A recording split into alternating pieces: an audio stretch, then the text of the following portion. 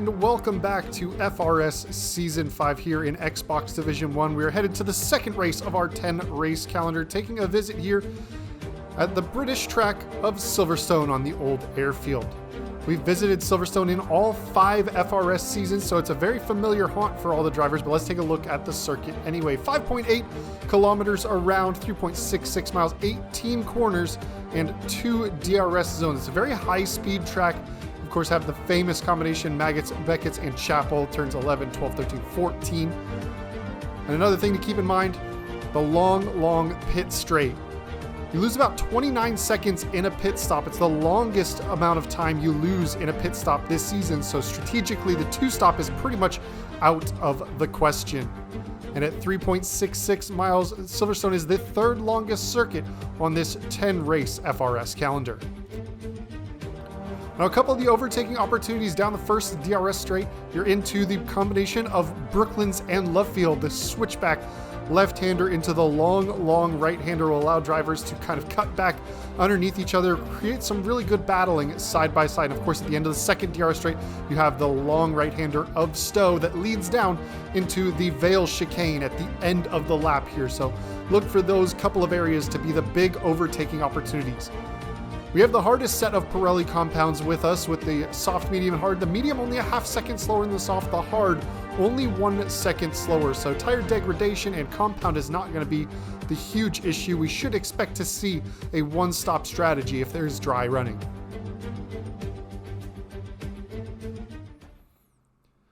But now we're going to hop out on this sunny track here for our first qualifying run on the soft compounded tires. We're the first car out on track, and this one has... I made a mistake and got myself out on track very early, but also did not check the weather. You can see one of the cars getting out of the way there, coming out of the pit lane. So it is a dry qualifying, but then mixed conditions are expected in the race. About 15 minutes in, we're expecting some rain that'll stick around to the end. So other drivers likely making some tweaks to their setup.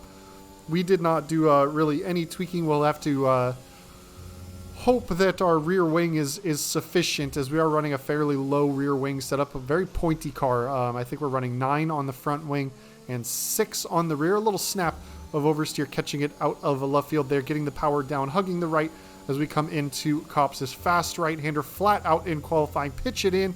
And you can see the back end getting away, having to make a couple stabs of correction, but the back end just getting a little loose, but we keep it under control now through Maggots and Beckett's. The quick back and forth, running a little bit deep understeer as we take a couple stabs to get the car in, then out of Chapel, opening up the DRS, grab a little bit of slipstream off of LC Fighter there, who is getting ready to start their flying lap. So we're starting to make our way up through some of the traffic, but no issues there as we come through, pitch it into the inside on the throttle once again. Now down into the final chicane. Looks like, yes, Death Star, the Red Bull, is going to be starting his lap in time where it's not going to affect us through the Vale chicane, and then club the last corner. Hard to get the throttle down. We cross the line, go at 27.735 on this one. In time trial, was able to get down to the 26.9s in GP mode practice, mostly down to the 27.3s. So that's kind of the target where we're really looking to hit. But as we go out for our second flying lap, we're sitting provisionally P5 at the moment. 14 cars on the grid today, so not a full complement out there. So we pick up a couple of thousandths through the first couple of corners, but now really having the opportunity to make up some ground, although we've gone a little bit deep through the loop there, and that's cost us a bit of time, but we're on the power a little bit better. Now opening that DRS, as there is a slow-moving Alpine to the inside, so we'll work our way right past them. They were just letting us through. We do know there is time to be made through Copps coming up, because we did make a mistake there as we were running just about flat with our previous Delta time, so only about a half a tenth up that time around.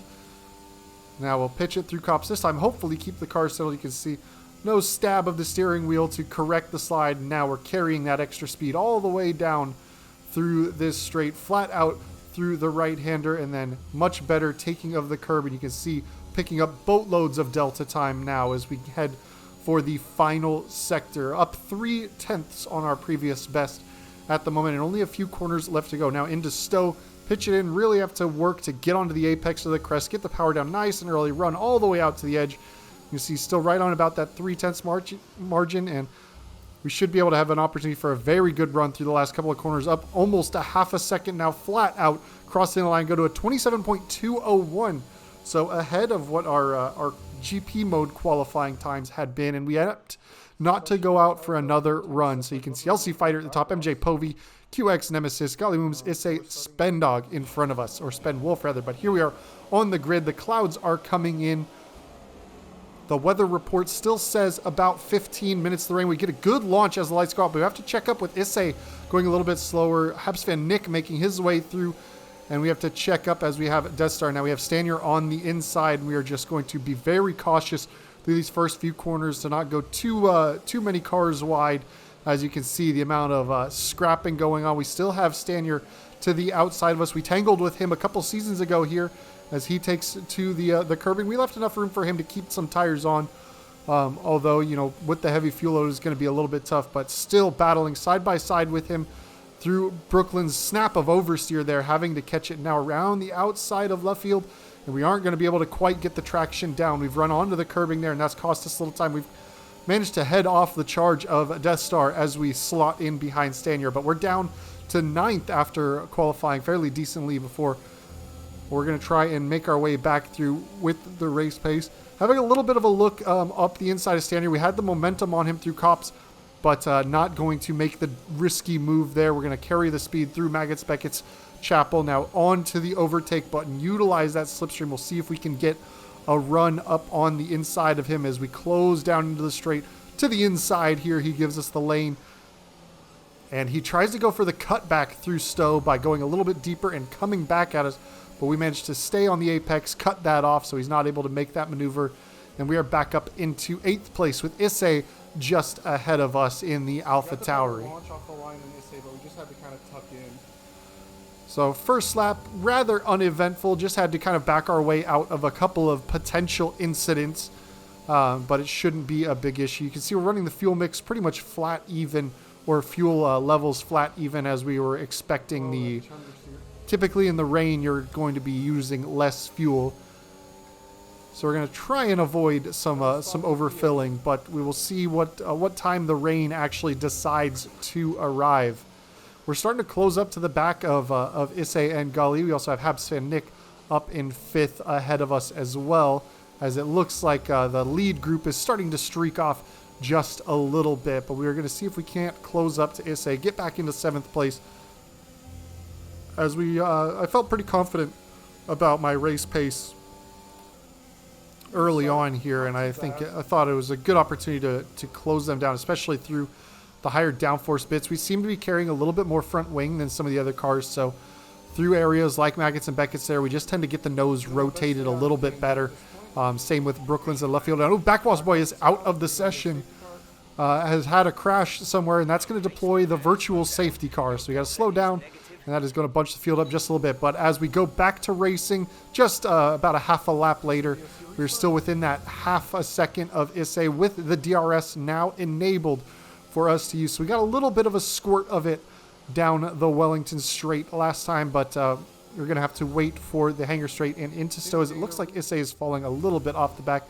We're going to jump ahead now, lap 4, as Issei goes wide through Cops, and now we're closing up. Have to lift early. No chance of going side by side with him through there. It's just not a smart place to try and attack. So we're going to try and set up a good run out of Chapel here. Open the DRS on the overtake button. You see draining that battery in the bottom left right next to the camera. Closing. Not enough to make a move, as he was certainly dumping battery as well. But we get a pretty good launch off of Stowe in the slipstream. We're going to dart to the inside here and get nice and deep on the brakes. Leave him the space on the inside. He's going to leave us the space on the outside. We take all the way to the curbing as we use as much as we can, and now all the way to the curbing here. Now we've got a good run on him through into turn 1. We have to lift off, as we're going to just about keep the car inside the track limits and make the move on the switchback into turn 2. And the first drops of rain already hitting the car now. You saw them just arrive as we made that overtake. So right around less than 10 minutes till the rain, and that scrapping, though, has put us at risk as we've fallen out of the DRS range of Gali. He's not going to be able to attack us down this straight, although really closes up on the brakes that time, but picks up a track limits penalty. So he's got that 3-second time penalty now. And really, we don't want to try and let him get past us because we don't want to lose time to the cars ahead fighting with Issei, especially if he has the 3-second time penalty where he's going to drop behind us if we're able to stay penalty free. That's another warning for him. The rain is coming in, but it's not quite at a stage where we would be thinking about making any switches, inters. It's still plenty grippy at this point as we've picked up a couple of tenths on Gali, but Issei only 3.5 tenths back of us in a DRS straight, so we're going to open the door, leave him the inside. We're running very low on battery. You can see down to 28% now, and very little left on the deployment. As you can see, we actually run out, so we're not allowed to use any more until we cross the start-finish line as he goes for the cut back on us, and we anticipated it and managed to head him off. He was going to try and let us go deeper defending into the zone and cut it back, but we planted it right on the apex and didn't let him cut back. We do pick up a track limits warning there, and now we get to try and defend from him once again down the Wellington straight, the next DRS zone. So he's going to try and get a good run. Now we're going to get the power down, and oh, there's a mistake made as the back end steps out, and around goes Issei.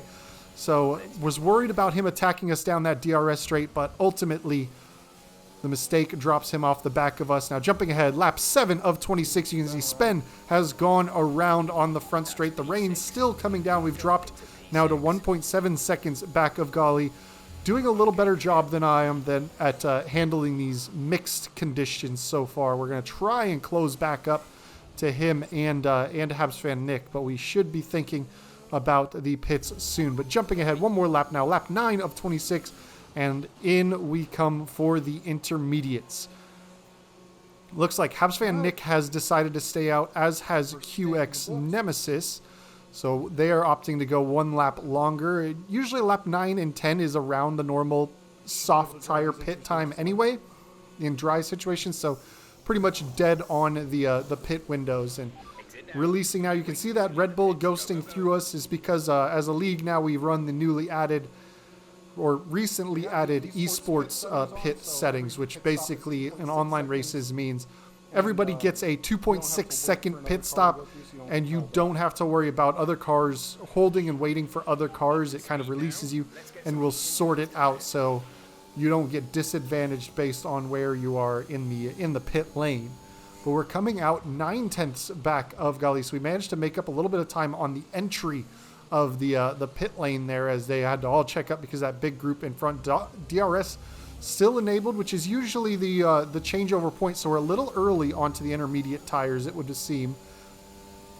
Typically you want to be making that switch from the slicks onto the inters or vice versa right as the DRS gets disabled or re-enabled. But here we are, Gali going fairly deep into Luffield, and that's going to give us an opportunity to kind of make a run, but run out of space, so we have to track to the outside, and you can see the ground he's losing to LC right now up ahead as we are only 2 tenths back, and really kind of our first push laps on these intermediate tires, getting a feel for the wet conditions. We ran a little bit wide through Cops there, cost us a bit of momentum, but now through Maggots and Beckett's, this is where that extra bit of front wing is actually going to come in to help us out, getting the nose in and dug in. And DRS just disabled right as we hit the next DRS zone.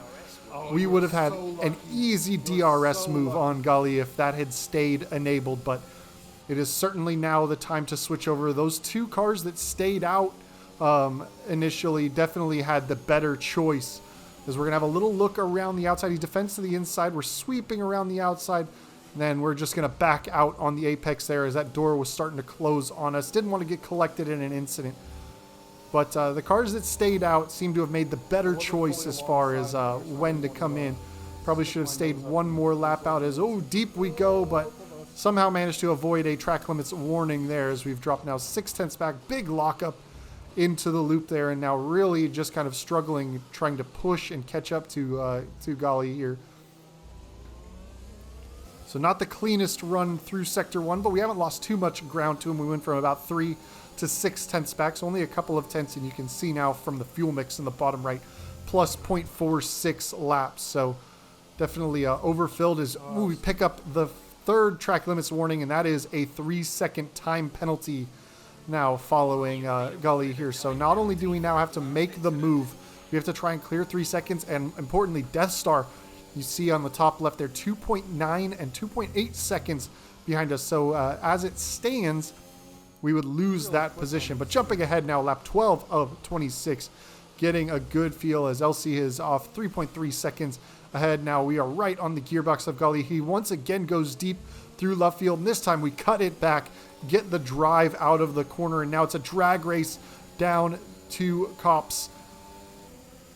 We managed to get just ahead into the now braking zone, since in the wet it is not a flat out corner. Now we start to try and focus on running away and also trying to chase down LC Fighter. 2.8 seconds out ahead of us now, but we've managed to make the move on Gully, and that's also going to give us a little bit of a buffer to Death Star, as he's kind of stayed at the same pace that he was the whole time we were fighting with Gully. So if we have the pace over Gully and we start to build that gap, we shouldn't have to worry about falling back. We still have 14 laps to go in this one to try and make up that 3 second gap that we need. But Gully really closing up into the Vale chicane, much more confident on the brakes than I was, as you see the back end really getting a little leery through those last couple of corners, having to be very careful getting the throttle down.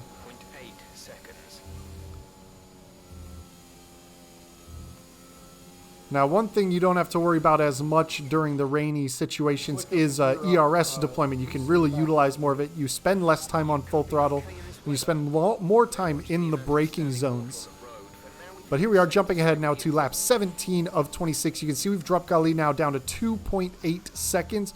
We had gotten just over the 2 second margin a couple laps before, and we're just tickling that 3 second.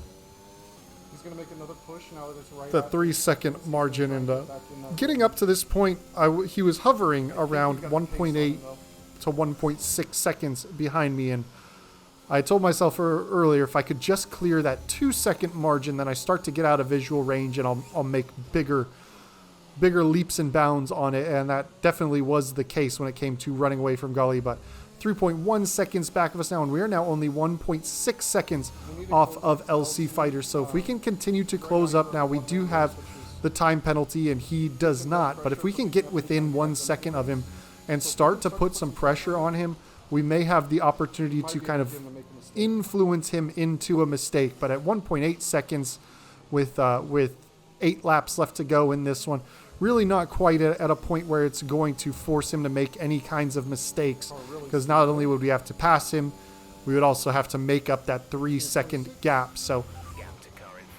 he would likely let us through if we could close it up, but we need to just, and at the rate we were closing him, only picking up 1 or 2 tenths every single lap, it's really not a good opportunity to chase him down. We're going to jump ahead now, lap 25 of 26. You can see Gully has picked up a 3 second time penalty and is nearly 7 seconds adrift of us.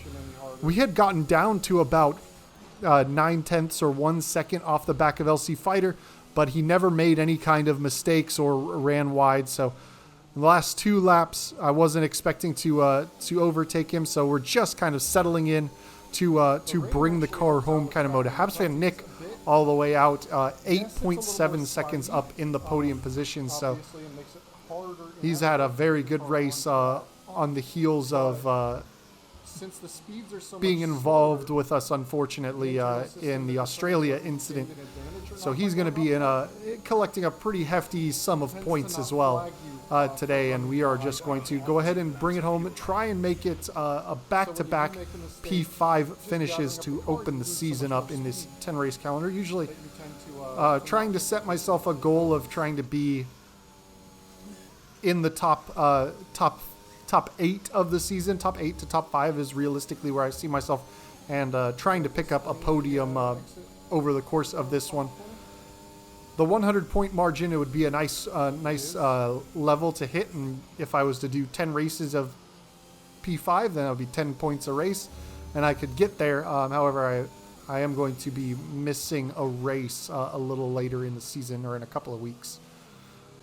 So we will unfortunately be missing Spa-Francorchamps for a show. But we are starting now the final lap of the race, and you can see we've let LC go from 1.2 to 1.4 seconds ahead. We're just we're not pushing the car really anymore. We've got a nice clear gap to Gali behind, who doesn't appear to be fighting anyone. Death Star 1.3 seconds or so back, carrying similar numbers of penalties. So he's sitting with Death Star in a very similar formation that myself and LC are in for this last lap of the race. It is QX Nemesis out in the lead of this one at the moment with MJ Povey chasing them down. So that championship battle looks to very much be on. I don't know how many track limits warnings or penalties that Nemesis has picked up. He has the tendency to be quite rapid, Qualified well, stayed out of trouble, and but does have the tendency to pick up those warnings and penalties that can cost him the results. I do believe he has the fastest lap of the race, which nobody was going to take away because of the rain. Nobody was going to go quicker than those first couple of dry laps. You can see, actually, as we cross Sector 2 split, 5.2 seconds off of our best lap pace, the 130. So we're lapping kind of in the 137s in. And it is QX Nemesis in the Aston Martin that comes across and takes the race win. And unlike last week where we heard his radio call but then saw MJ Povey in that top left because he jumped him on the penalties, it looks like Nemesis has indeed held it as Stanier is sideways across the line at the end of this one. I will take that. I will take that. I'll have to, let me see the schedule. Is it a break week next week?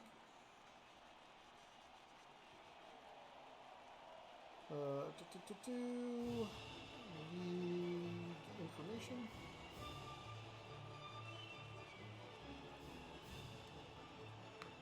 So we've got Baku next. That is going to be the first of our sprint events.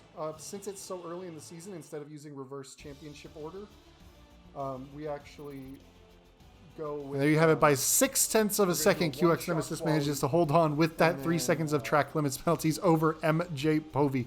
So they've traded 1-2s. As you could hear me kind of saying on the stream, we do have Baku coming up next week. And since it's so early in the season, as a sprint event, we are going to be doing a one-shot qualifying, then into the 25% sprint and the 50% full race distance. Last season, both of our sprints, we had it in reverse championship order. But because it's so easy, only early in the season, only 2 races in, we are opting to go with this, try a different thing, a little bit something different, go with that one-shot qualifying. But yeah, the week following that, Belgium, Spa-Francorchamps, that is the race I will miss once again for a show for the same group, actually, except I'll be playing with them this time, my old cover band. So 2 seasons in a row that we will not be able to go to Belgium, but we will be back after a break week at the end of February for Canada. But thank you guys for joining me once again. I will see you guys next week for what is certain to be a tough race, the city streets of Baku.